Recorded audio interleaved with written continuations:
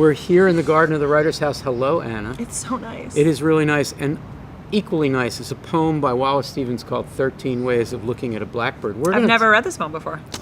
You're being silly. Everyone has read this poem. There are 13 sections. We're going to talk about one, the first one. I'll read it. Here it is. Among 20 snowy mountains, the only moving thing was the eye of the blackbird. All right. The eye of the blackbird? Why the eye? Why not the blackbird itself? I mean, you'd think from that distance, the blackbird would be small enough. And the blackbird's eye would be even smaller. Yeah. Right? So. Why the eye? Yeah, why the eye? Well, it's, when I think about birds, their eyes are kind of always moving.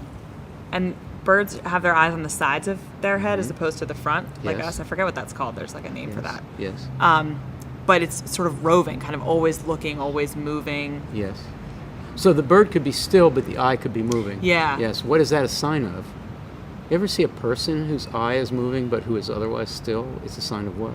You're looking around, your head's on a swivel. Can maybe more intense consciousness than that? Oh, I mean, reading.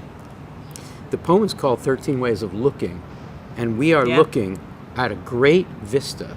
20 snowy mountains. That's a big vista. Right. We're far from away. a distance. Yeah. Right, where the subject is. And the only moving thing. Now, how is it that a landscape that large could be so still? It's so wintry, right? Really conjures up like a wintry scene. That there's so much snow that you're not even aware of the rodents, the bugs, anything. And it implies that giant panorama. So 20 snowy mountains is a panorama. Yeah, I mean, it's big. The poet is putting one living thing besides us, I guess, because we're looking at this. One little thing in you could almost say a still life landscape. Sure. A landscape with a thing in it. Yeah. And that thing is alive. And the thing that indicates it being alive is the eye moving. Is the eye moving. And this is 13 ways of looking. So, Anna, we have two kinds of looking. We have subject. Yeah, and it gives us this looking back at us, right? If the eye of the blackbird is moving, maybe it's looking at us, right? If a bird's being really still, but its eye is still moving, it's possible that blackbird is looking at us. Right. And we're looking at it, as we know from the title of the poem. Now, forever in art, human art, looking at looking has been a thing. Whether it be Leonardo da Vinci, famously, or Alfred Hitchcock. Yeah, the Velázquez Las Meninas poem, where the artist paints himself painting self-portrait in a convex mirror. So this is not as meta as those, but it's pretty meta. So let's talk about what it means to look at looking. Well, it puts the reader of the poem in the position of the poet or the painter. Yes. So it means that you're doing something co-creative or co-constitutive. The writer is then sort of inviting you into that space or that position. So you really think co-create, even though it's just a bird, a blackbird, common thing, it is seeing, and that's co-creative? And it's the only moving thing, right? So this is the only living thing upon which we can sort of hang our hats, I guess, or the only place that we're invited to that kind of subjectivity. What's the difference between a big vista with lots of things moving and a big vista with one thing moving? There's one thing to look at.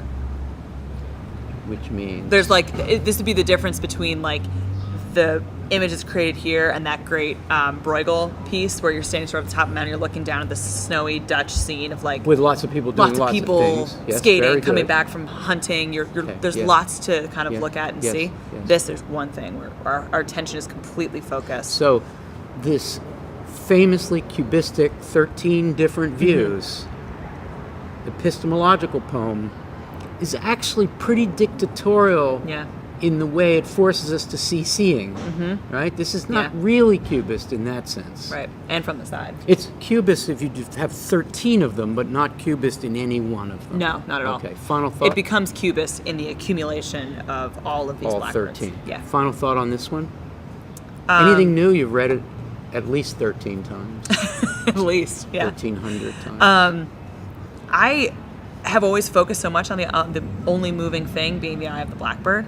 But you're absolutely right that 20 Snowy Mountains is asking us to take a big step back. Right. And you realize just how far your vision like telescopes into. Yes.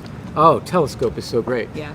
A poet this good and this much in control gives us the long view and the short view, or a long view and a telescoping At in the of same. yeah. Thank you, Anna. That's This was cubistic good. in itself, right? My middle name. Thanks. If you liked this episode, watch another and subscribe.